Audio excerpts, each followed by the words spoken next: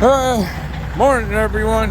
Hey, well, I tried doing a cold start, -8 out here.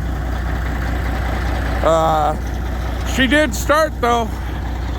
We got a load of I-beams going up to, La Crosse. Ooh, wow.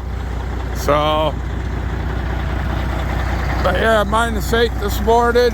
She fired right up. She a little smoky, but it's cold out here. I'm just glad she started up.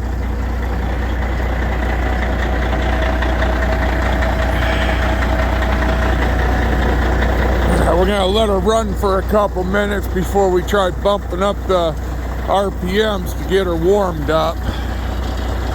Because we just started it. She started actually pretty good for how cold it is out here. So, but yeah, we're gonna let her warm up for a couple minutes before we get going. We got about an hour and a half drive to get where we gotta go. Get these unloaded, see where we're going from there. And I think I might go back in the house. There's our sleeper. It's a small sleeper, but that's all we needed.